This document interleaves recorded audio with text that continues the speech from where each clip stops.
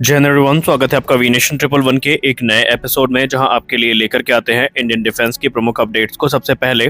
तो चैनल को सब्सक्राइब करना मत भूलिएगा। आज की अपनी अपडेट की शुरुआत करेंगे फिलीपींस को लेकर के आई एक बड़ी अपडेट से। दोस्तों, फिलीपींस के ऑफिशियल ने हिंदुस्तान एरोनॉटिक्स लिमिटेड के जो ध्रुव हेलीकॉप्टर हैं, खासकर जो मरीन वेरिएंट है, इसको इंस्पेक्ट किया है और वो इसको लेकर के काफ़ी ज़्यादा इंटरेस्टेड हैं। आपको बताते चलें कि ध्रुव हेलीकॉप्टर इस समय इंडियन नेवी की सर्विस में है और फिलीपींस के अधिकारियों ने इनकी कैपेबिलिटी के बारे में जो जानकारियां हैं ये प्राप्त करी हैं। ये अनुमान लगाया जा रहा है कि फिलीपींस इस प्रकार के हेलीकॉप्टर्स की तलाश कर रहा है और एक संभावित खरीद भारत और फिलीपींस के बीच में जो ध्रुव हेलीकॉप्टर्स हैं इनकी हो सकती है। दरअसल इन हेलीकॉप्टर का इस्तेमाल भारतीय नौसेना और इंडियन कोस्ट गार्ड के द्वारा यूटिलिटी और सार रोल के लिए किया जाता है। और सबसे खास बात यह है कि भारत ने फिलीपींस को लाइन ऑफ क्रेडिट पर ये जो हेलीकॉप्टर्स है ये खरीदने का प्रस्ताव भी दिया है। और अगर ऐसी कोई डील भविष्य में हो जाती है तो ये भारत के लिए काफ़ी बेनिफिशियल होगी, क्योंकि इस प्रकार के हेलीकॉप्टर्स की तलाश इस समय दुनिया के तमाम देश कर रहे हैं। हमारी अगली बड़ी अपडेट हिंदुस्तान एरोनॉटिक्स लिमिटेड से आ रही है। दोस्तों, हिंदुस्तान एरोनॉटिक्स लिमिटेड जो कि अपनी लेट लतीफ़ी के लिए जानी जाती है और कहा जाता है कि वो किसी भी प्रोजेक्ट को टाइम पे कंप्लीट नहीं करते, तो अब हिंदुस्तान एरोनॉटिक्स लिमिटेड ने ठान लिया है कि अपने इस छवि को बदलना है। और उनके द्वारा अब जो रिपोर्ट सामने आई है ये काफ़ी चौंकाने वाली है और निस्संदेह काबिले तारीफ भी है। हिंदुस्तान एरोनॉटिक्स लिमिटेड ने कॉन्ट्रैक्ट साइन होने के सिर्फ 2 हफ्तों के अंदर भारतीय थल सेना को ध्रुव मार्क 3 हेलीकॉप्टर डिलीवर करने शुरू कर दिए हैं। रिपोर्ट्स में कंफर्म अब ये हो चुका है कि जब मिड मार्च 2024 में कॉन्ट्रैक्ट साइन किया गया था 25 ध्रुव मार्क 3 हेलीकॉप्टर्स का, तो उसके तकरीबन 2 हफ्ते बाद ही हिंदुस्तान एरोनॉटिक्स लिमिटेड के द्वारा शुरुआती 6 हेलीकॉप्टर इंडियन आर्मी को डिलीवर कर दिए गए थे और अब चरणबद्ध तरीके से बाकी के जो हेलीकॉप्टर्स हैं ये डिलीवर किए जाते रहेंगे। ध्रुव मार्क 3 की बात करें तो ये ट्रूप ट्रांसपोर्टेशन के लिए सबसे महत्वपूर्ण माना जाता है और भी दूसरे जो मिशन है वो इसकी सहायता से एग्जीक्यूट किए जा सकते हैं। इसके अलावा अगर हम ध्रुव मार्क 4 की बात करें तो वो अटैक वेरिएंट है जिसको हम रुद्र के नाम से भी जानते हैं और ये ऑलरेडी अपनी कैपेबिलिटी को साबित कर चुके हैं और इस समय भारतीय थल सेना इस प्रकार के हेलीकॉप्टर को बड़ी संख्या में ऑपरेट करने वाली है। हमारी अगली बड़ी अपडेट सुपर सुखोई प्रोग्राम को लेकर के आ रही है। सुपर सुखोई प्रोग्राम जिसका इंतजार हम सब काफी बेसब्री से कर रहे हैं, क्योंकि ये सुखोई 30 MKI की कैपेबिलिटी को इतना एनहांस कर देगा कि ये Su-30 SM-2 के समकक्ष हो जाएंगे। और इसी पर टिप्पणी करते हुए हिंदुस्तान एरोनॉटिक्स लिमिटेड CMD ने यह कहा है कि जो क्लियरेंस है शुरुआती 84 सुखोई 30 MKI को अपग्रेड करने की, ये मिल चुकी है और ये तकरीबन 64,000 करोड़ रुपए का एक पूरा का पूरा कॉन्ट्रैक्ट होगा, जहां पर सुपर सुखोई स्टैंडर्ड का अपग्रेड इनको दिया जाएगा। और अगले 6 महीने में जो अपग्रेड क्लैरिटी है ये सामने आएगी और जो फाइनल कॉन्ट्रैक्ट है ये 2025 में साइन किया जाएगा। कुल मिलाकर के यहाँ पर सुखोई 30 MKI को अलग अलग प्रकार के तकरीबन 51 अपग्रेड्स दिए जाने हैं, जिसमें इनके इलेक्ट्रॉनिक वॉरफेयर स्वीट को अपग्रेड किया जाएगा, नए रेडार मिलेंगे, रेडार वार्निंग रिसीवर और एवियोनिक्स से इनको काफ़ी ज़्यादा मजबूत किया जाएगा। इसके अलावा इनको नए इंजन भी मिल सकते हैं, जैसा कि हमने आपको कहा कि 240 नए इंजन की खरीद की जानी है और हथियारों में एक मेजर अपग्रेड देखने को मिलेगा।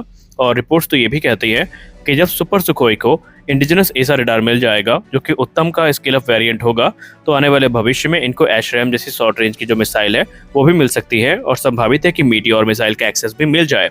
वहीं अगर हम इसको SM-2 से कंपेयर करें तो SM-2 में R-37M सबसे capable air to air missile है जो कि 300 किलोमीटर तक की मारक क्षमता के साथ आती है। और ठीक ऐसी ही मिसाइल हमारे पास अस्त्र मार्क 3 के नाम से है जो कि 300 किलोमीटर तक मारक क्षमता के साथ आती है और वो SFDR यानी solid fuel ducted ramjet technology पर बेस्ड है। हमारी अगली बड़ी अपडेट MiG-29 UPG को लेकर के आ रही है। जैसा कि हम सब जानते हैं कि MiG-29 UPG अब 2037 तक कम से कम भारतीय वायुसेना की सर्विस में रहेंगे, जब तक कि भारत को एक उचित नंबर में तेजस मार्क 2 फाइटर एयरक्राफ्ट मिल नहीं जाते। और इसी क्रम में इनको सेकेंड लाइफ एक्सटेंशन प्रोग्राम दिए जाने की जो बात है वो सामने आई है और आप सब ने हाल ही में देखा है कि तकरीबन 5300 करोड़ रुपए का एक बड़ा कॉन्ट्रैक्ट साइन किया गया है, जहां पर इनके लिए नए इंजन की खरीद की जानी है।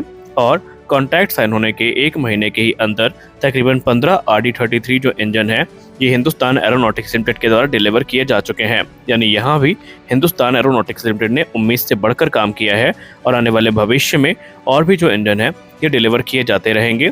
आपको बताते चलें कि सेकेंड लाइफ एक्सटेंशन प्रोग्राम में कुछ इश्यूज हैं उनको रिजॉल्व किया जाना है, जो कि इनके टैंक्स को लेकर के है।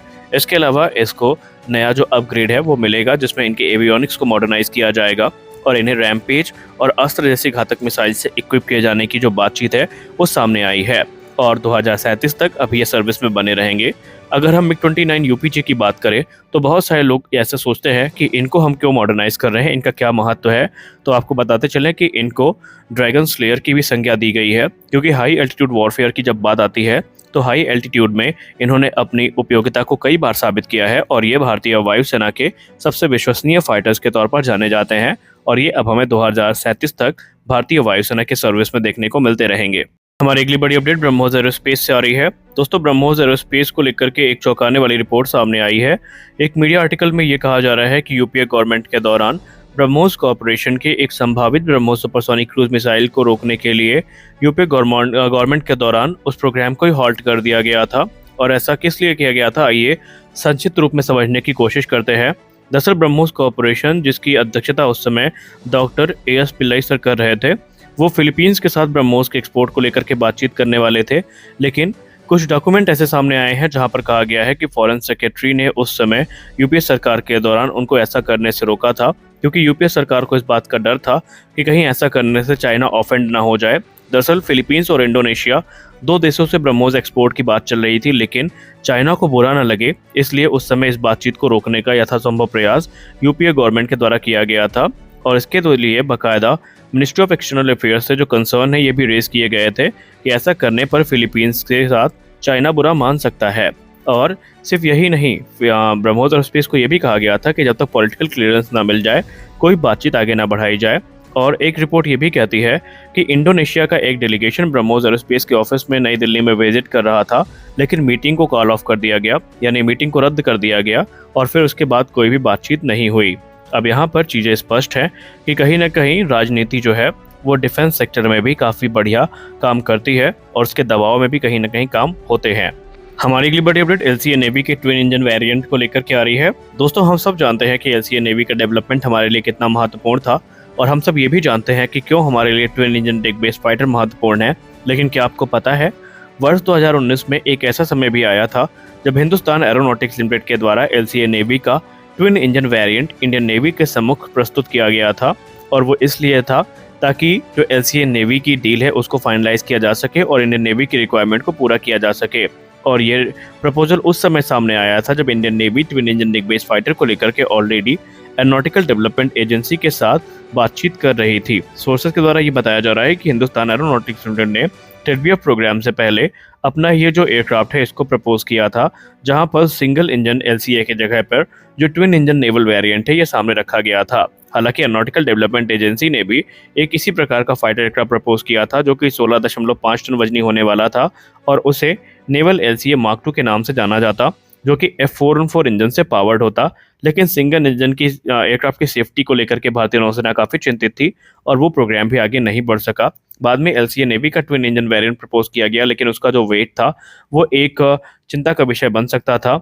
लेकिन बाद में सारी चीज़ें वहाँ पर पीछे हट गई और भारतीय नौसेना जो है वो twin engine deck based program को लेकर के आगे बढ़ी और अच्छी बात यह है कि उसका डेवलपमेंट इस समय चल रहा है। तो आज के इस वीडियो में बस इतना ही। मिलते हैं अगले वीडियो में कुछ और अपडेट्स के साथ। आशा करते हैं ये वीडियो अच्छी लगी होगी। वीडियो अच्छी लगी तो वीडियो को लाइक करिए, नए चैनल को सब्सक्राइब करिए। मिलते हैं अगले वीडियो में, तब तक के लिए जय हिंद।